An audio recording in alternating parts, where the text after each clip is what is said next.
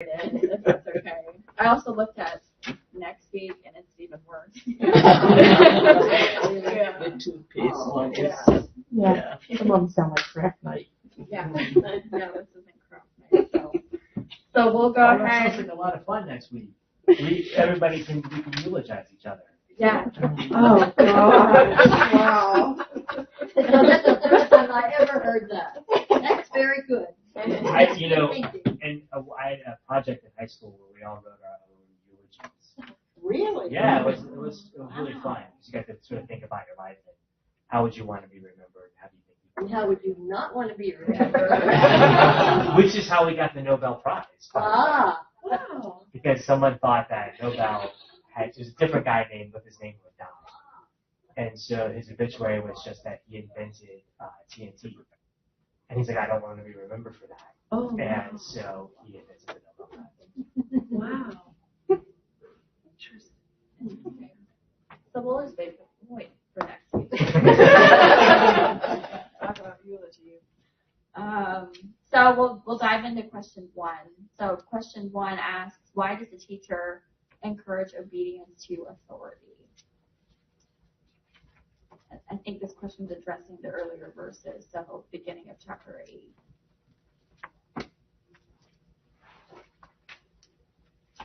Well, I have one question about that. So in verse 2, now I have the NRSV, and it says, keep the king's commands because of your sacred oath. Okay. And I don't know what the other translations have, but what does he mean there by sacred oath? Is that sacred oath to the king, or is he talking about something different? So I had to look into that too because I wasn't quite sure. Verse 2? So I wasn't quite sure about that either because that was a question I had. So my version says, obey the king's command, I say, because you took an oath before God. So, after looking into this, a lot of, in the Jewish faith tradition, so we're in the Old Testament still, oaths were a huge deal. Right. So, like in Numbers 30 verse 3, if a man makes a vow to the Lord or takes an oath imposing an obligation on himself, he shall not break his pledge. He must carry out all that has crossed his lips. So the violation of oaths was taken very seriously, even to the point if you violated an oath, perhaps your children someone could murder your children.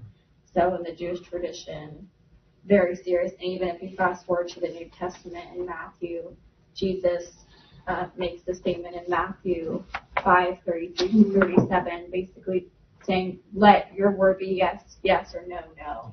So the significance of what we say really matters. So from what I got from that verse, there's a couple of ways you could do this. I guess taken in the light of the Jewish faith, how oaths were very serious. Also, another commentary I looked up said the teacher encourages authority specifically to the king because the king was powerful. And so when we look at verses 3-4, anyone who abandons the king in pursuit of a rebellious plot will probably fail because he is so powerful. So almost in the sense of you have to obey the king because if you don't, you're probably going to suffer. Yeah. So, but to answer your original question, your question was it an oath to the king or to God? Yeah. Is that your question? Yeah. Mine says an oath before God. So I think maybe talking about taking an oath to the king, but anytime you're taking an oath where God is present and in the Jewish faith tradition. So even though you're maybe making an oath to the king, that still is including the Lord. So would there have been a tradition of everyone like in Israel taking an oath to the king, or is his audience limited to kind of what we might call sort of the upper strata kind of elites who exist in the king's court?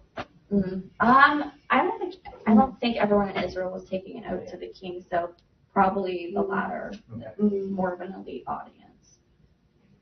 Okay.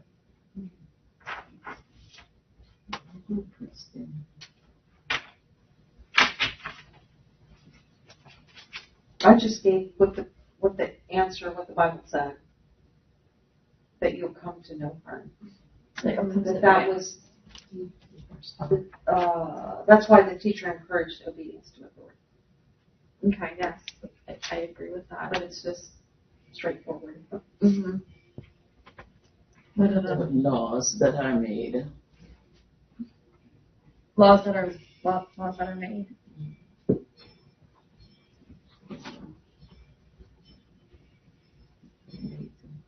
I'm just thinking of the laws that they make for obedience. Yeah.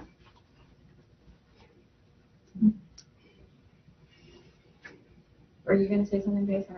Well, in 3 and 4, that he's basically saying the king's just going to do whatever he wants to do anyway, and no one's actually ever going to stand up to him or dispute him, and even if they do, there's really nothing they can do about it. Right.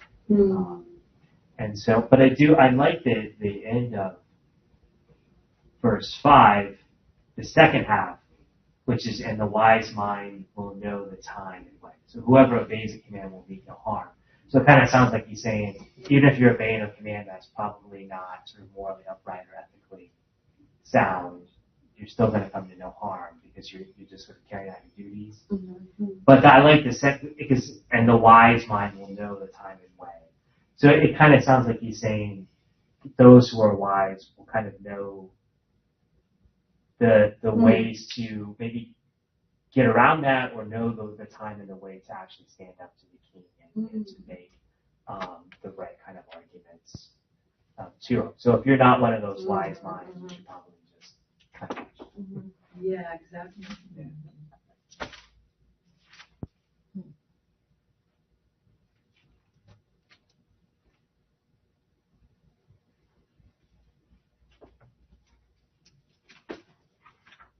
Anyone put anything else, or no? You all agree with that?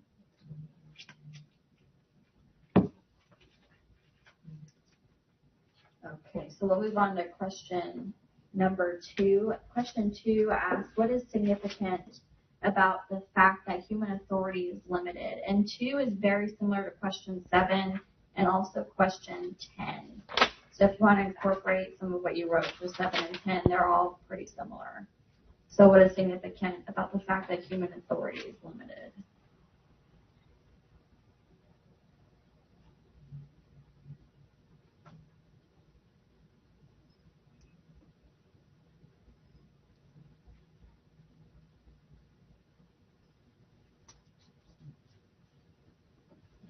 We don't have the power to prevent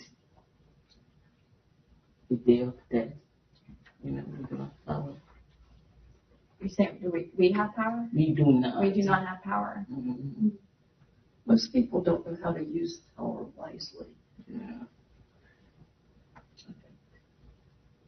So how, so we give an example, explain that.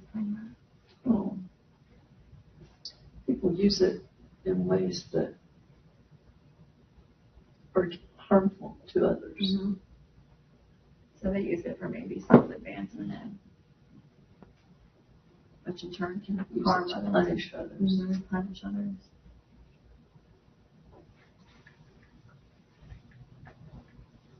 So, so my translation says, no one has power over the wind to restrain the wind, or power over the day of death. So there are just things that we have absolutely no control over that are just going to happen. But I really like the second half of that, which is there is no discharge from the battle.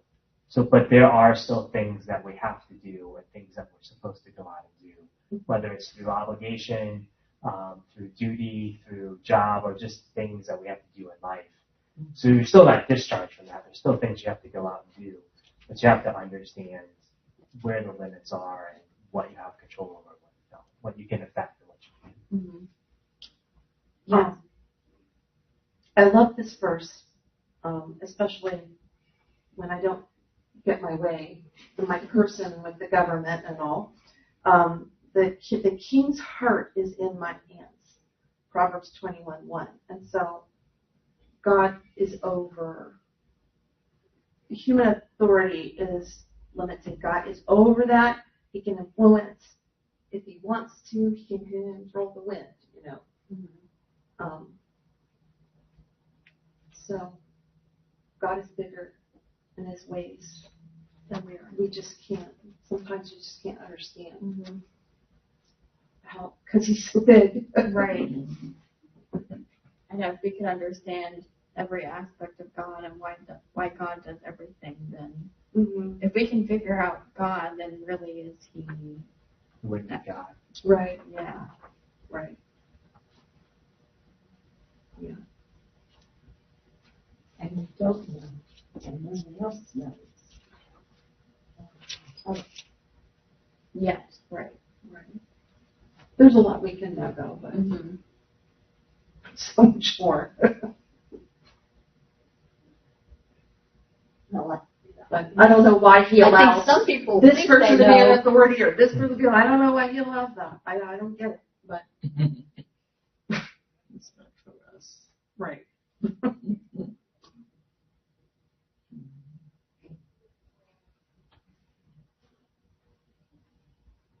How about, so this question kind of goes along with 7. It says, how does God's authority alluded to in verses 15 through 17 contrast with human limitations? So we've kind of touched on that some. So how does God's authority kind of compare to our own limited authority? He's in control and knows our future. What verse is that? What thing is that? This is Number number 7. 7. 2 and 7 and 10 really kind of go to, they're very similar to each other.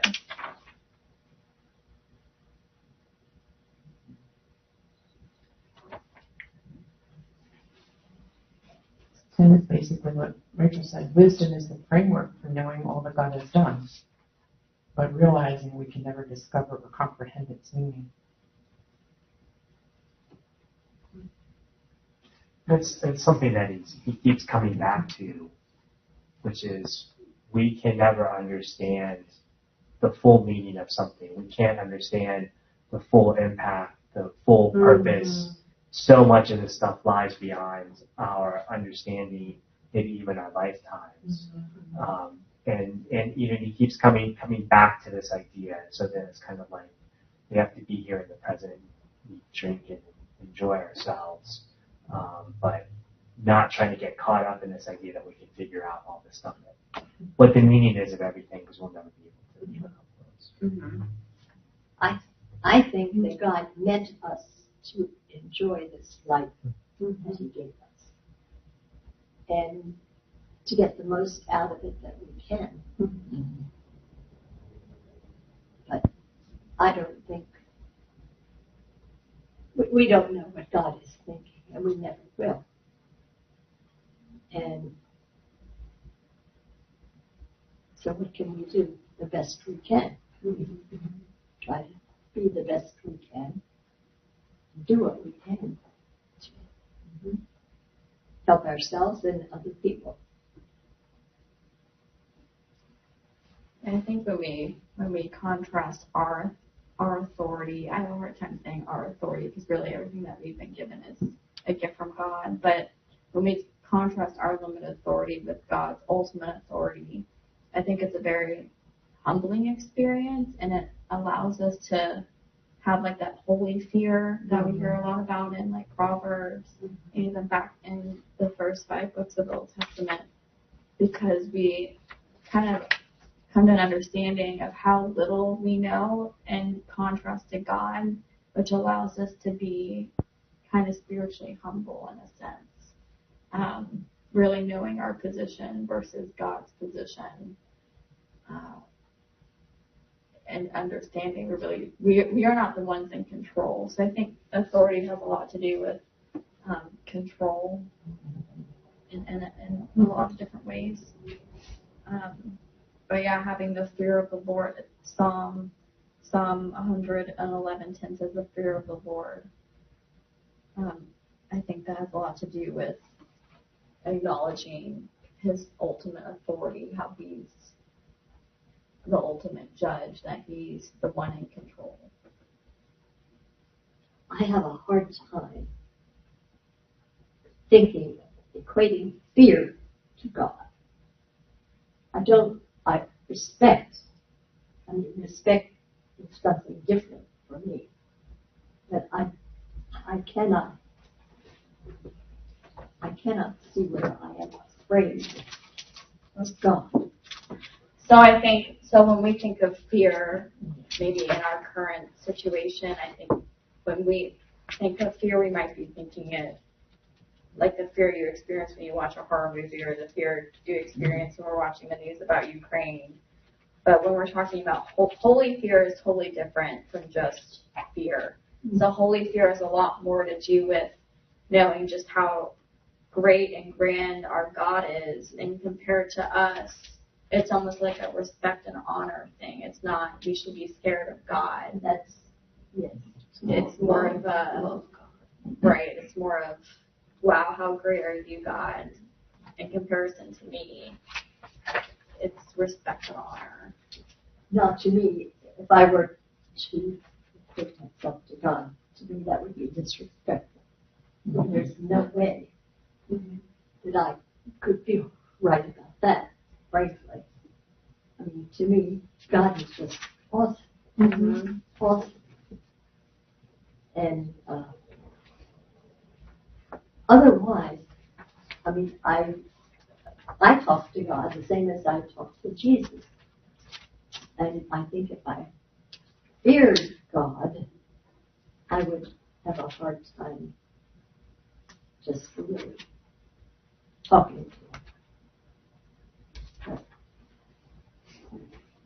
I don't think we have any concept of what God must have in mind when things take place, Yeah, that's the limited knowledge. including what's happening in Europe.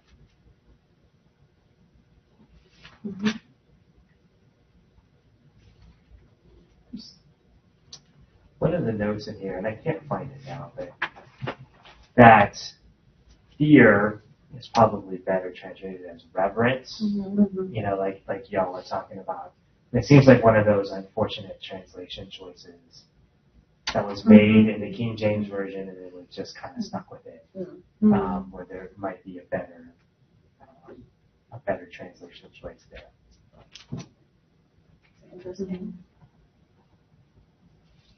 I think the fear of God is definitely different than the spirit of fear. God says He's not giving you a spirit of fear. That's of the enemy. But what I fear is not doing what God's telling me to do. I fear that because of reverence, you know, like out of reverence. I'd be afraid not to do what He's telling me to do. It's kind of But I do that sometimes, a lot of times. But there are also though consequences. Right. For sin has consequences. Not doing following else has consequences. Right.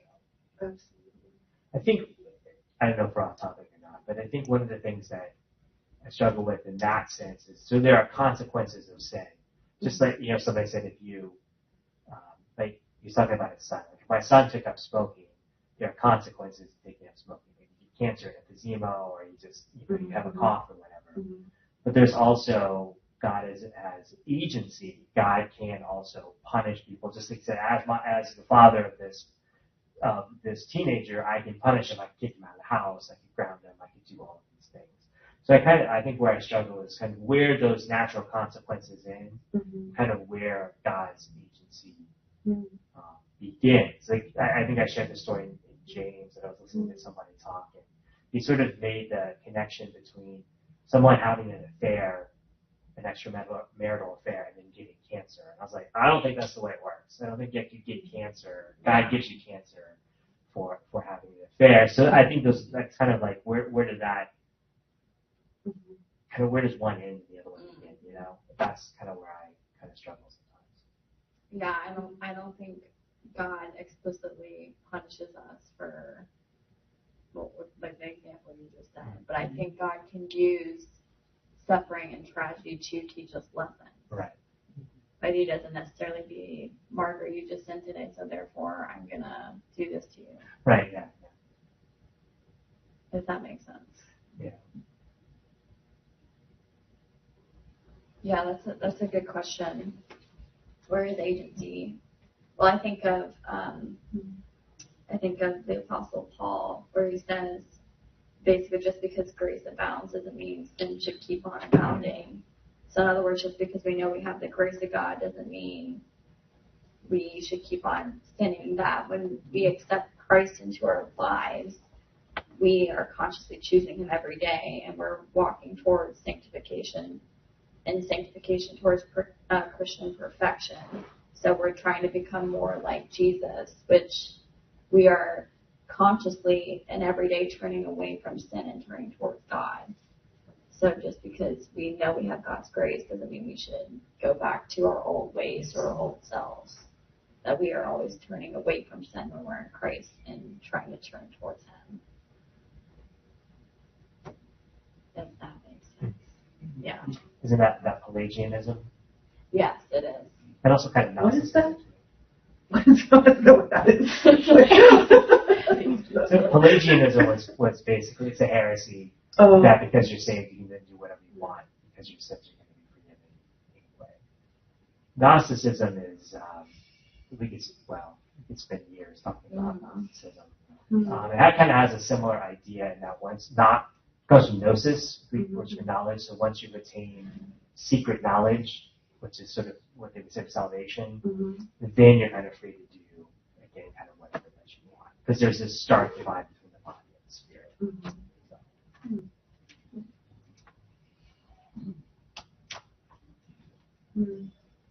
That's pretty deep. I know.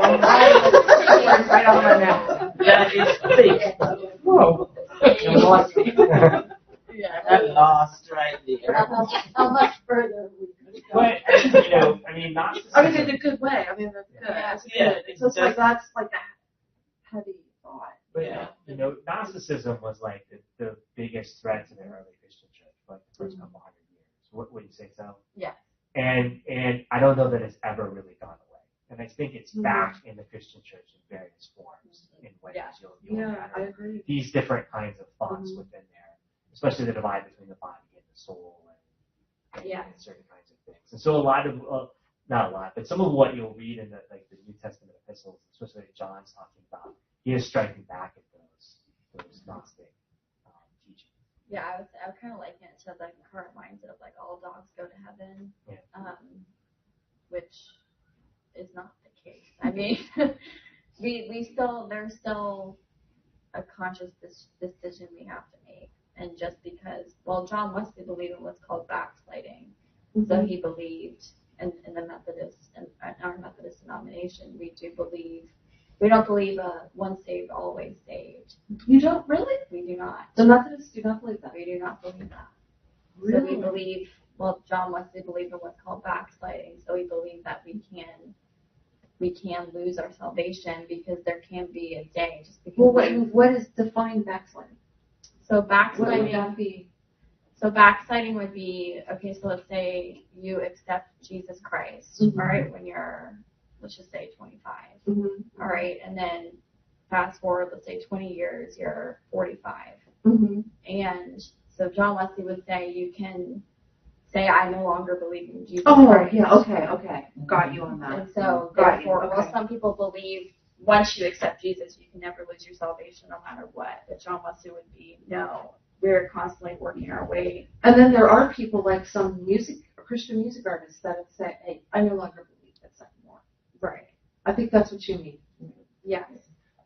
Okay. And this is the kind of what, I know we're way off topic, and I feel responsible. No, that's But,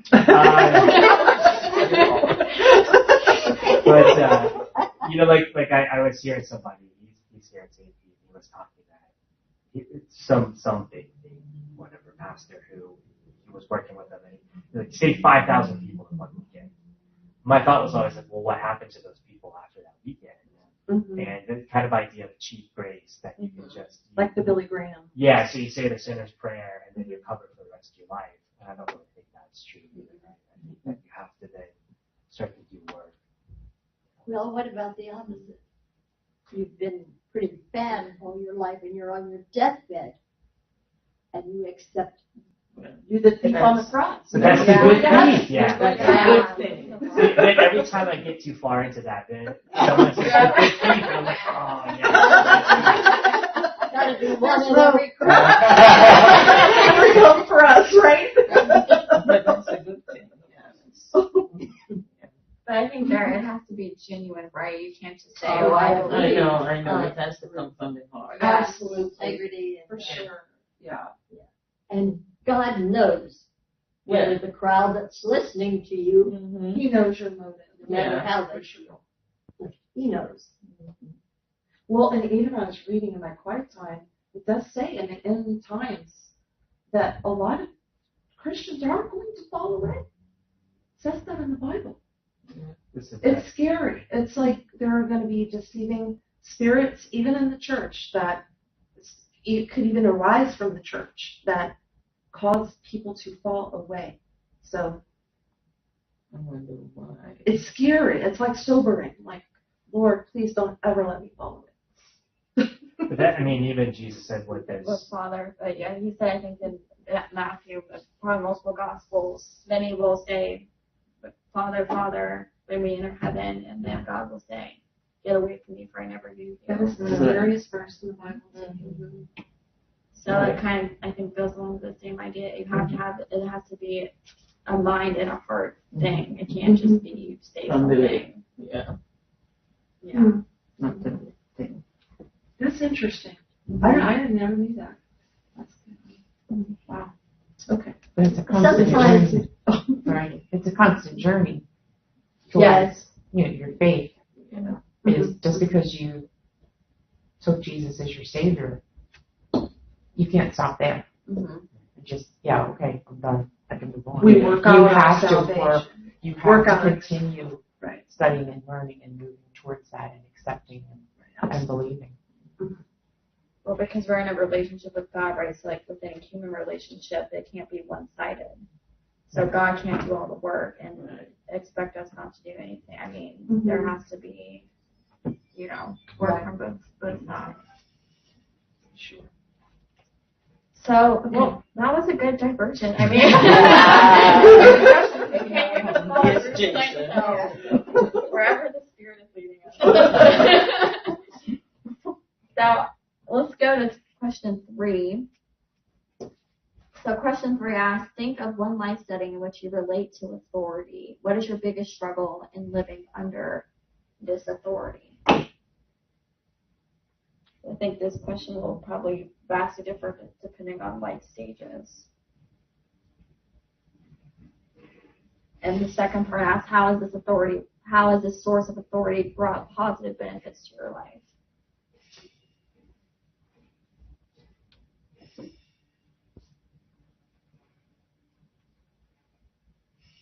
So do you struggle with authority? Do you don't mind authority? We'll start there maybe, and then we can answer other I questions. would consider my husband to be an authority for me now. Mm-hmm.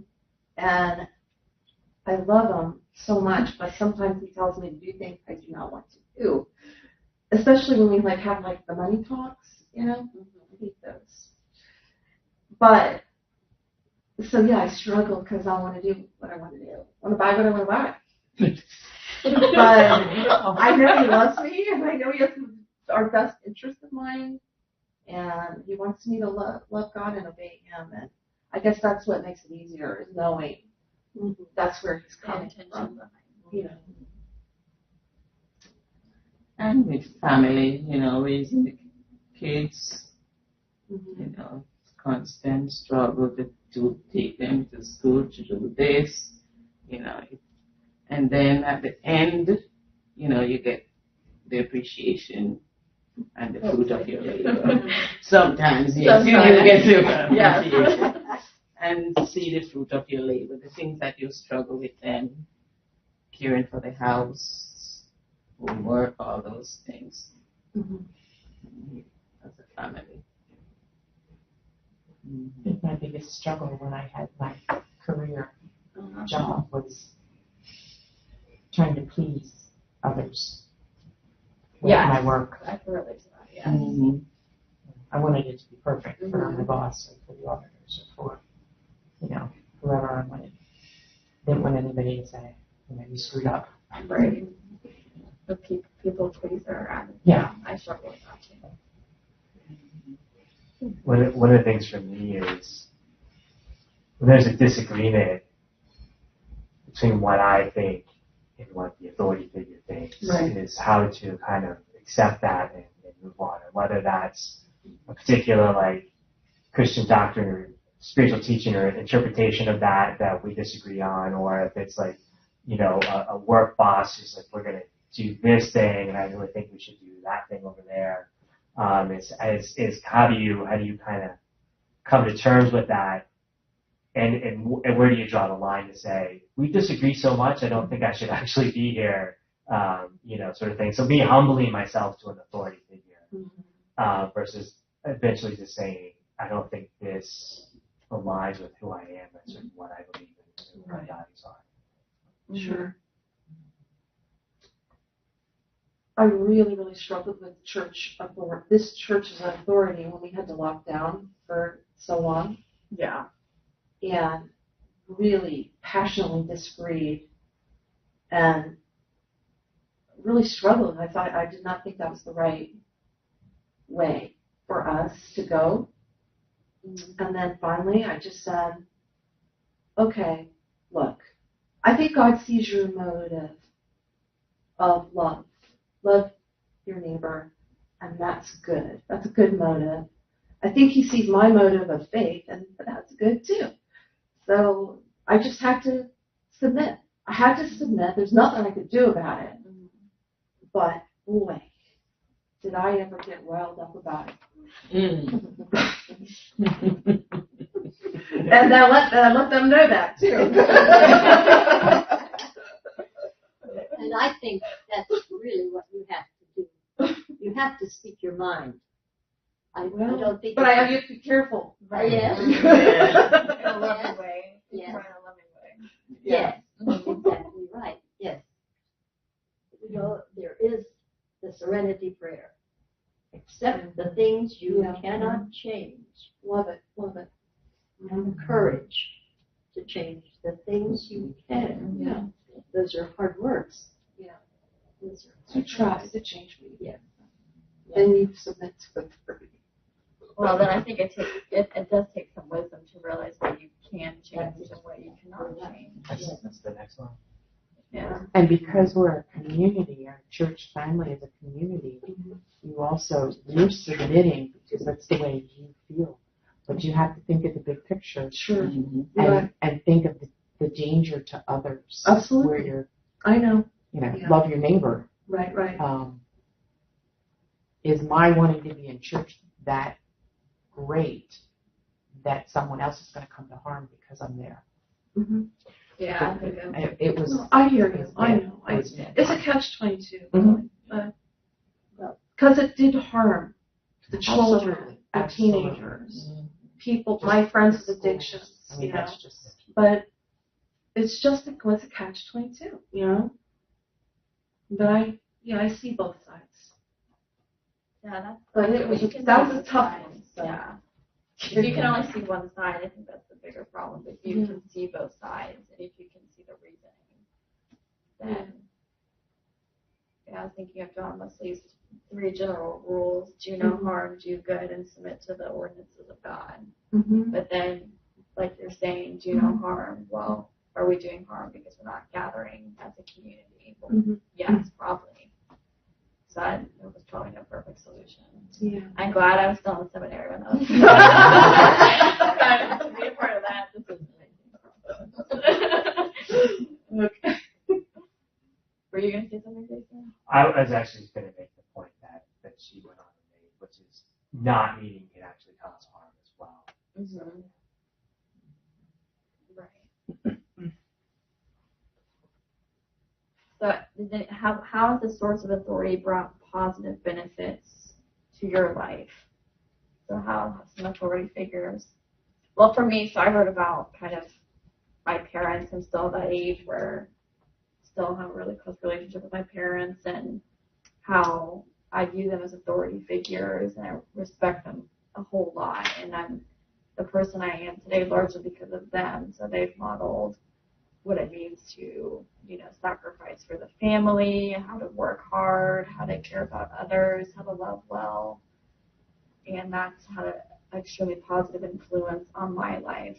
And I've come to appreciate my parents even more, having seen more of life. So, like my time with the children's home, seeing my parents versus some of those parents who really abused and neglected their own children, seeing my parents versus them has made me appreciate them a whole lot.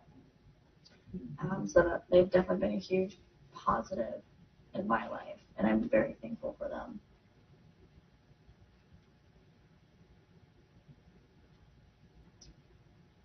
I think I have a better work ethic because of some of the pastors that I worked with in the conference. Just watching them, learning from them,